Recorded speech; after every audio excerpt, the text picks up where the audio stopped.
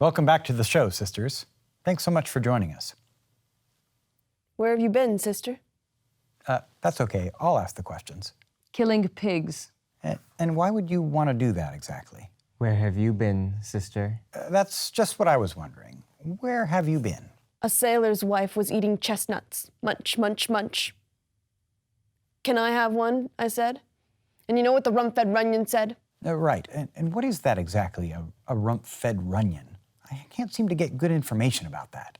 She said, "Get lost, witch." I guess that's kind of rude, huh? Her husband is sailing to distant lands. I'll go there too, in a sieve. In a sieve? You mean the strainer thing with the holes in the bottom? How would you sail in that? And like a rat without a tail, I'll do, and I'll do. Do what exactly? I'll help you with a wind. It's nice of you to offer. I'll give you some wind, too. But I have all of the wind that I need, from every port, in every direction. I'll drain the life out of him. Never let him sleep.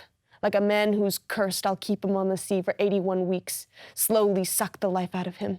I might not be able to sink his ship, but the seas will always be rough. And this is all because his wife wouldn't give you a chestnut and she called you a witch. Oh, sorry. Look what I have. Ew. What is that? Here I have a sailor's thumb. It's somebody's thumb? Wrecked as homeward he did come. So what would you want to do with that? Body parts are very powerful, unless they've been buried in a churchyard. A drum, a drum. Macbeth doth come. A drum? I didn't hear anything. But you're right. Macbeth and Banquo are about to run into you. The weird sisters, hand in hand, posters of the sea and land, thus do go about, thrice to thine and thrice to mine, and thrice again to make up 9. Peace. The charm's wound up. Wow. And what do you mean by that? What charm? And what does winding it up do? Wait, did you just cast a spell? What's it supposed to do? Really? Nothing? You can't help us out just a little bit? All right, fine. Well, Macbeth and Banquo show up. And actually, this is interesting. Banquo makes some comments about your appearance. He says that you look withered and wild. That's not how I'd describe you. Not so withered. Not so wild. Well, maybe a little wild. But then Banquo says that he thinks you're women, except for that you have beards. But I don't see any beards. You don't see any beards? No. Wait, are you really able to change your appearance? Or do you just mess with people's heads so that they see you how you want them to see you? Come on, the whole point of these interviews is to help our audience out. What are you? All hail Macbeth. Hail to thee, Thane of Glamis. Wait, what? No, I'm not Macbeth. You see that, right? All hail Macbeth.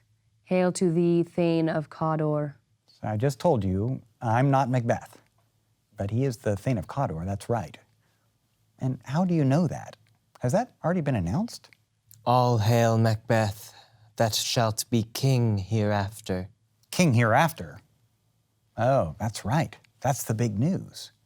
You seem to be predicting that he will be king someday. Is that right? And are you just predicting that? Or are you going to make that happen somehow? You guys are a tough interview. You're weird, all right. Well, okay, let's see.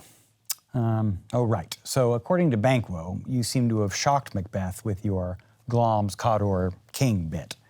But since you seem to be predicting kingship for Macbeth, Banquo wants to know if you can see into his future too. Hail. Hail. Hail. Lesser than Macbeth, and greater. Not so happy yet. much happier. Thou shalt get kings, though thou be none. So all hail Macbeth and Banquo. Banquo and Macbeth, all hail. Well, that was confusing. Lesser and greater. Not so happy, yet much happier. But don't worry, I'm not going to ask. Macbeth, on the other hand, he's got a lot of questions for you. And I just want to point out that this is the guy that just killed a whole bunch of people on the battlefield. So maybe you ought to think twice before you give him the silent treatment. So let's see. First, he wants to know why you would call him the Thane of Cawdor when the Thane of Cawdor is alive and well. Or at least he thinks so. He's just captured him in battle, so he doesn't think that's very likely to be true. Guess he's wrong about that. But this king business, that seems even less likely to him. Anyway, Macbeth demands to know how you're coming up with this crazy information and why you're bothering them with weird prophecies. Gone again? Slideshow now? Maybe? Yeah, didn't think so. Yeah.